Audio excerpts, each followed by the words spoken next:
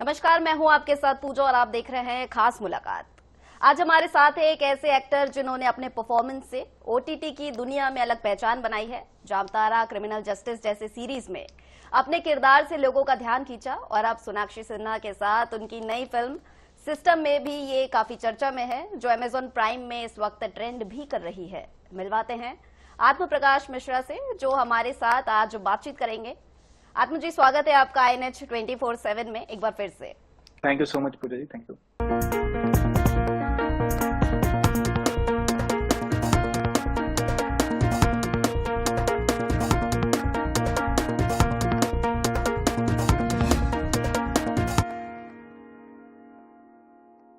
तो सबसे पहले तो आपकी नई फिल्म जो आई है सिस्टम, उसके बारे में बात कर लेते हैं। किस तरह का रिस्पांस मिल रहा है, क्योंकि मैंने भी ये फिल्म देखी है, काफी अच्छी है। आपको किस तरह से रिव्यूज मिल रहे हैं? ये अभी ट्रेंड कर रही है सिस्टम अमेजॉन प्राइम पे, इंडिया में, ग्लोबली, और सबको बहुत अच्छी लग रही है। डिफरेंट कहानी है। हमारी जो डायरेक्टर हैं अश्विनी अय्यर तिवारी, हमेशा से उनका काम करने का स्टाइल एकदम अलग रहता है। तो मेरी भी ये पहली फिल्म थी और कहीं पे ये था कि हाँ, मैं क्रिमिनल जस्टिस में वकील कर चुका था, तो थोड़ी सी मन में झिझक थी कि यार फिर से same character. But Ashwini Iyer Tiwari का नाम था, तो वो एक भरोसा था कि नहीं, मैम है तो कुछ अलग होगा, कुछ मजा आएगा। और साथ में दीपिका, सोनाक्षी थी और ज्योतिका थी, आशुतोष गोविरकर सर थे। तो बहुत ही अलग एक्सपीरियंस था और लोगों का जिस तरह से प्यार मिल रहा है कि सबको फिल्म बहुत अच्छी लग रही है, सबको पसंद आ रही है। जो कहानी है वो सबको बहुत इंगेज करती है, कि वो रह जाती है लोगों के साथ। बहुत ही कमाल का है। तो आत्म जी, जैसा आपने बताया कि वकील की भूमिका एक बार फिर से निभा रहे थे, तो आपको ऐसा थोड़ा डर भी लग रहा था कि सेम कैरेक्टर हो जाएगा, लेकिन ऐसा भी तो होता है कि उस कैरेक्टर की वजह से आपकी एक पहचान बनती है और वैसे टाइप के सिमिलर रोल्स आपको फ्यूचर में भी मिलते हैं। तो इसको पॉजिटिव तरीके से भी तो देखा जा सकता है। पॉजिटिव तरीके से देखा जा सकता है, बट चक्कर ये है कि हम जिस पृष्ठभूमि से आते हैं, एक तो यहाँ पे टाइपकास्ट होने का बहुत डर होता है। तो मेरे जैसे एक्टर के लिए जो भी एकदम पदार्पण ही कर रहा है, कि अभी नया नया काम स्टार्ट हुआ है, 2-4 प्रोजेक्ट्स किए हैं, जाहिर है कि वो ठप्पा लगने का इतना वो नहीं, क्योंकि जामतारा ही कर चुके हैं और उसके बाद ये। बट बैक टू बैक जब आप इस तरह की कोई सेम भूमिका कर लेते हैं कि आप पुलिस वाले बन गए, आप वकील बन गए, तो लोगों की नजर में जब बार बार आता है तो ऐसे में जाता है, अरे वकील इसको बना लो। तो वो थोड़ा सा डर लगता है, इसलिए एक्टर उससे बचना चाहता है कि किसी भी तरह का एक पर्टिकुलर मेरे ऊपर भर न लग जाए कि ये फलाना कैरेक्टर। हाँ, मैं उसमें थोड़ा वेरिएट करूंगा, थोड़े शेड्स अलग दिखाऊंगा, लेकिन आप एक जो खांचा है उसका, जो वो आपको दूसरे की नजर में आप बदल नहीं सकते। वो कहेंगे हाँ लॉयर है तो लॉयर है। एज एन एक्टर तो मैं जाहिर है कुछ ना कुछ नया ढूंढने की कोशिश करूंगा। तो मेरे सामने वही है कि ठीक है, पहली फिल्म है, जरूर करनी चाहिए, इतनी बढ़िया डायरेक्टर है, अच्छा करेंगे। आगे जो आएगा उसमें देखेंगे, थोड़ा करना नहीं करना है वो हमारे ऊपर। जी, तो आपने जैसे बताया कि वर्सेटैलिटी एक होनी चाहिए एक्टर के पास, तो अब फ्यूचर में आप किस तरह से रोल्स देखते हैं आपको कि इससे हटके मैं करना चाहूंगा? अभी तक जो मैं चाहता हूँ, जैसे मैं एक्टर भी हूँ, मैं सिंगर भी हूँ, तो मुझे एक ऐसी भूमिका की तलाश है जिसमें एक्टर ऐसा हो कि उसके पास एक सिंगिंग पार्ट भी हो, कि थोड़ा सा उस तरह का नेचर है जो गाता भी है, और थोड़ा उसका शेड्स हो, मतलब किरदार में थोड़ा नेगेटिव भी हो, पॉजिटिव हो, या आप प्रिडिक्ट नहीं कर सकते हैं, अनप्रिडिक्टेबल हो। क्योंकि जामतारा एक वैसा प्रोजेक्ट था, लेकिन उसके बाद जब ये क्रिमिनल जस्टिस किया तो एक लोग दिख रहे हैं कि यार ये बहुत कॉमेडी, और जहां तक मुझे पर्सनली नहीं लगता कि मैं कॉमेडी कर सकता हूँ। वो एक टाइमिंग है, कोई एक्टर के साथ वो एक कि वो पंच आता है, वो टाइमिंग का खेल है कि बनता है। बट पर्सनली मुझे नहीं लगता कि शायद, इवन क्रिमिनल जस्टिस भी जब आया था फर्स्ट सीजन, इतना हिट हुआ पंकज जी के साथ, सबको बहुत अच्छा लगा, क्योंकि वो ट्यूनिंग थी उनके साथ, वो जीजा साले की जोड़ी थी। तो वो टाइमिंग का खेल था कि लोग, तो मैं भी हैरान थी कि अच्छा यार कॉमेडी कर सकता हूँ मैं। तो बहुत चीजें हमें खुद नहीं पता होती हैं कि हम ये भी कर सकते हैं, एक खुद को लिमिट करके रखते हैं कि नहीं नहीं यार ये नहीं ये नहीं। तो मेरे हिसाब से वो मैं नहीं करना चाहता। मैं जिस तरह के भी किरदार आएंगे मैं सबको ट्राई करना चाहता हूँ, क्योंकि एक्टर हूँ और इसीलिए मैंने प्रोफेशन चुना है कि हर दिन कुछ नया करना है, तो वही चैलेंज है। ये तो आपने पर अपने मुंह से ही बता दिया कि एक ऐसा काम आप करना चाहते हैं जिसमें सिंगिंग हो और आप सामने बैठे हो, तो मन तो जरूर करेगा कि आप 4 लाइन अगर कुछ गुनगुना सको और दर्शकों भी को भी पता चले आपका ये साइड। जी, सनी देओल सर की फिल्म का गाना है, उसी की मैं 2 लाइनें सुना देता हूँ। उड़ जा काले कावां तेरे मुंह बिच खंड पावां, ले जा तू संदेशा मेरा मैं सदके जावां, बागों में फिर झूले पड़ गए पक गए मिठियां मियां, ये छोटी सी जिंदगी की रात है लंबिया लंबिया के घर आजा परदेसी कि तेरी मेरी एक जिंदड़ी। आई थिंक ये तो गाना जितना स्वीट है उतनी स्वीट आपकी वॉइस भी है। बहुत थैंक यू, अच्छा था ये। Thank you so much. आत्म तो आपने जैसे बताया कि सोनाक्षी सिन्हा इसमें है, ज्योतिका इनमें है, तो आपके ज्यादातर सीन्स तो सोनाक्षी के साथ ही है। तो हाँ उनके जी, साथ काम करने का एक्सपीरियंस कैसा था, उनके बारे में आप क्या कुछ बताना चाहेंगे? सोनाक्षी के साथ बहुत मजा आया क्योंकि अब मैं पहली बार किसी इतनी बड़ी स्टार के साथ काम कर रहा था, तो थोड़ा सा, इवन पहले मैंने शाहरुख सर के साथ किया था, वो एड था, तो पहले दिन थोड़ा था, और पहले दिन सेट पे ऐसा कुछ इंसिडेंट हुआ कि हमारे जो विलेन है विजन कोहली, जिनको आपने सपने वर्सेस एवरीवन में देखा होगा, मामा जी, तो वो इसमें विलेन है विक्रम बजराल। तो फर्स्ट डे मेरा शूट था सोनाक्षी के साथ, एंड लास्ट सीन जो आपने जिनने फिल्म देखी है, लास्ट सीन में तो उनका नाम आता है, एक मैं पर्टिकुलर डायलॉग बोलता हूँ, और पता नहीं क्या होता है, कभी कभी हो जाता है कि एक किसी नाम में उसी जगह पे आके इंसान फंस जाता है और उस नाम का कुछ और नाम निकलता है। तो बैक टू बैक मैं बजराल का कभी गजराल बोल रहा हूँ, कभी डलाल बोल रहा हूँ, और बजराल नहीं हो रहा है। तो सोनाक्षी ने 3 टेक के बाद कहा कि इट्स ओके आत्मा, हम सबके साथ हो, क्योंकि एंड टाइम पे प्राइम वीडियो ने वो नाम ट्वीक कर दिया थोड़ा सा, तो बोला सबके साथ, ज्योतिका ने, मैंने भी, सबने फर्स्ट डे वो बजराल का गजराल हुआ है, तो टेंशन मत ले, आराम से कर। फिर भी चौथे टेक में फिर से वो पर्टिकुलर नाम पे आके, तो सोनाक्षी ने ऐसे चिट में बजराल लिखा और उसने यहाँ स्टिक कर लिया कि देख अभी बोलेगा इधर देख ले, तो प्यारा सा मोमेंट था कि हाँ कितनी सोनाक्षी भी कितनी सपोर्टिव होती है कि हाँ ठीक है, इट्स ओके, सबसे हम एक्टर्स ही हैं, कोई बहुत मैकेनिकल रोबोट्स नहीं है कि हाँ जो फीड कर दिया गया आ जाएगा, गलती होती है। तो वो फर्स्ट डे का एक्सपीरियंस बहुत ही अच्छा था, और हमारी डायरेक्टर अश्विनी मैम वो पूरा संभाल के रखती थी, तो उन्होंने पूरा एकदम बोला आत्मा तू बिल्कुल मूवमेंट चाहिए नहीं मुझे, पूरे मूवमेंट्स उन्होंने कट कर दिए थे मेरे, कि मुझे कोई बॉडी मूवमेंट नहीं चाहिए, तू बस ऐसे रह के हिलडुल मुझे चाहिए नहीं। उनका डायलॉग था कि तू हिलडुल मत।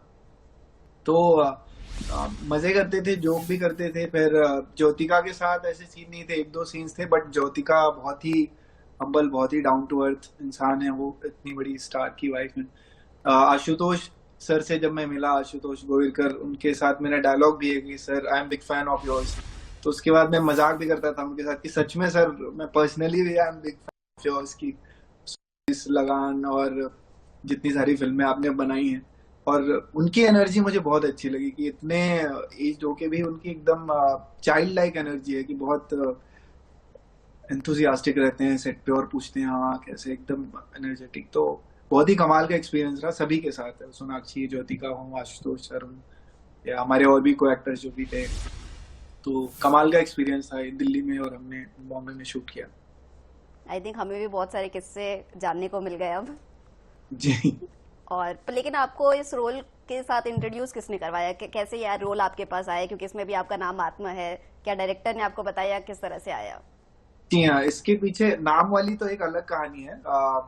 रोल मिला कैसे, वो तो सेम है कि audition, Mukesh Chhabra casting company से एक ऑडिशन आया, एंड मैंने ऑडिशन दिया, और उसके बीच में भी 1 महीना तक वो चलता है कि आप शॉर्ट लिस्ट हुए, फोन आएगा, ये। तो मैम को ऑडिशन बहुत अच्छा लगा, अश्विनी मैम को, और मुझे कॉल आया कि, तो जब मैं फाइनल हो गया, सब कुछ हो गया, तो उसमें मुझे एडी से टीम आता है कि हेलो आत्माराम सर। तो मैं थोड़ा गुस्सा हो गया, मैंने कहा मेरा नाम आत्म प्रकाश है, आत्माराम नहीं। नहीं सर, वो आपके कैरेक्टर का नाम आत्माराम है। तो मेरी बात हुई तो पता चला कि मैम को ऑडिशन मेरा इतना अच्छा लगा कि उस कैरेक्टर का नाम था पहले मनीष, तो मैम को उनको नाम बहुत अच्छा लग गया, तो उन्होंने बोला इसी का नाम थोड़ा ऐसे करके रख लेते, तो आत्म प्रकाश का उन्होंने वो कैरेक्टर बदल के आत्माराम कर दिया। तो आई तो थिंक इस तरह से क्लैरिटी हमें भी मिल उसका, गई। जी, उसका नामकरण ऐसे हुआ। ओके, तो बहुत सारी बातें आपके बारे में जानने मिल रही है, और भी जानना चाहेंगे, इसलिए एक छोटा सा क्यों ना रैपिड फायर हो जाए आपके साथ। हाँ जी, थोड़ा हाँ जी, इंटरेस्टिंग रहेगा, शॉर्ट रहेगा, एक एक वर्ड में रहेगा। और पहला सवाल तो मेरा यही रहेगा कि थिएटर या फिर कैमरा? ये तो बड़ा मुश्किल है। मुश्किल है लेकिन एक चुनना है। कैमरा। ओके, फिल्में या फिर web series? Web series. Morning shoots या फिर night shoot? Morning shoot. Favourite actor? Irfan Khan. Okay, favourite director? Sujit सरकार। आपका पहला ऑडिशन? मेरा पहला ऑडिशन था एक एड के लिए, एक न्यूज चैनल का एड था, उसका पहला ऑडिशन मैंने वही दिया था। ओके मतलब as an normal audition, as series का ऑडिशन तो जामतारा ही था बस। ओके, अगर एक्टर नहीं होते तो क्या होते? एक्टर नहीं होता तो मैं फुल टाइम ट्रैवलर होता, शायद मैं घूम रहा होता। ओके, जी, या सिंगर भी हो सकता था। हाँ कि मैं सिंगर हमें गाता भी, पता है हाँ जी, अब मैं पता है गाता हमें भी। ये टैलेंट भी है आपके पास। हाँ जी, मैं कुछ एड फिल्म्स में, कुछ फिल्म मेरी मीडिया में मेरा पहला काम एज एन एक्टर नहीं था। एक न्यूटन फिल्म आई थी, आपने देखी होगी। जी। तो सबसे पहले जो मेरा क्रेडिट्स में नाम गया है इंडस्ट्री में, तो न्यूटन में मैंने गाना गाया है। एंड में एक गाना आता है रघुवीर यादव के साथ, तो वो मेरा पहला क्रेडिट एज ए सिंगर था। वहां से नाम बॉलीवुड में स्टार्ट हुआ।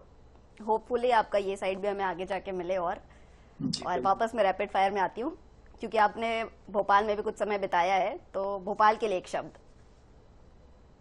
भोपाल बहुत खूबसूरत और दिल के करीब। ओके, मुंबई के लिए एक शब्द। मुंबई सपने पूरे करने का शहर। जी बिल्कुल, सपनों का शहर इसीलिए कहा जाता है। और इसी के साथ ये रैपिड फायर भी मैं फिलहाल यहीं खत्म करती हूँ। और अगला सवाल यही रहेगा कि क्योंकि आपने बताया ये आपकी पहली फिल्म थी, लेकिन इससे पहले तो आपने कई सारी 3-4 वेब सीरीज भी की है, तो इन दोनों में डिफरेंस क्या आपने खास देखा? डिफरेंस मुझे यही है कि सीरीज में एक आपको कंप्लीट आर्क मिलता है, जो कि वहां पे 10 घंटे का लेंथ है।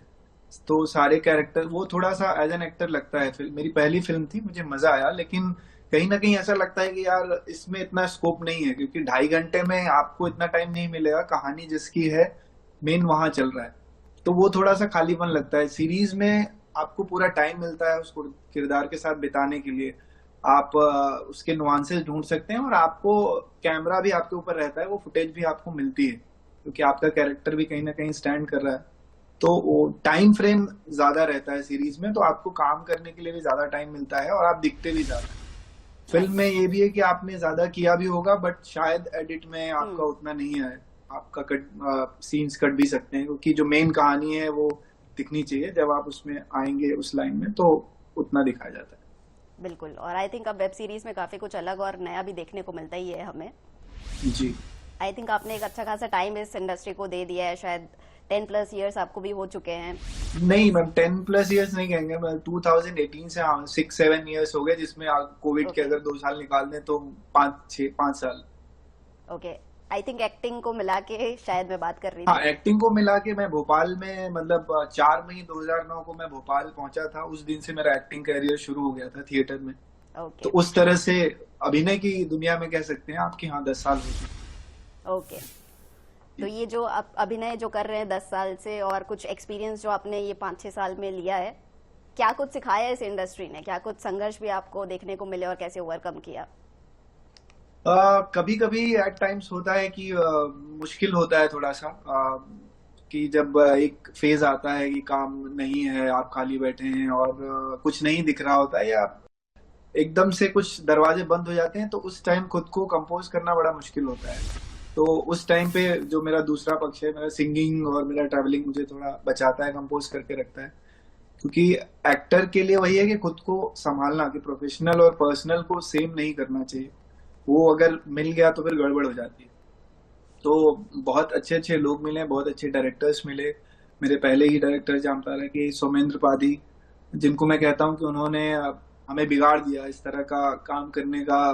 पहली सीरीज में ऐसा मौका मिला कि जो थिएटर का प्रोसेस होता है कि आपको टाइम मिलता है, आपको स्पेस मिलता है कि आप करो, आप चिंता मत करो कि हाँ कट होगा ये होगा, आप अपना करो। तो सोमेंद्र पादी सर ने हमें वो दिया था, और उससे शायद आदत खराब हो गई कि नहीं, बाद में दूसरे तरह के भी लोग मिलेंगे, तो वो एक्सपेक्टेशन रहती थी कि अरे यार ये बाकी लोग ऐसा क्यों नहीं कर रहे हैं। तो एज एन एक्टर धीरे धीरे समझ में आया कि नहीं, आपको भी, हर डायरेक्टर का स्टाइल अलग है, सबका तरीका अलग है, तो आपको भी उनके हिसाब से मोल्ड होते रहना पड़ेगा। सो वो लर्निंग हर फेज में मिलती रही। रोहन सिप्पी सर के साथ काम करके अलग एक्सपीरियंस रहा, पूरा सेट का एनवायरनमेंट था, पंकज जी थे। फिर बीच में जो एड फिल्म्स की, अभी एक पंचायत के डायरेक्टर हैं, उनके साथ एक म्यूजिक वीडियो किया अल्ट्राटेक सीमेंट का 3 मिनट का।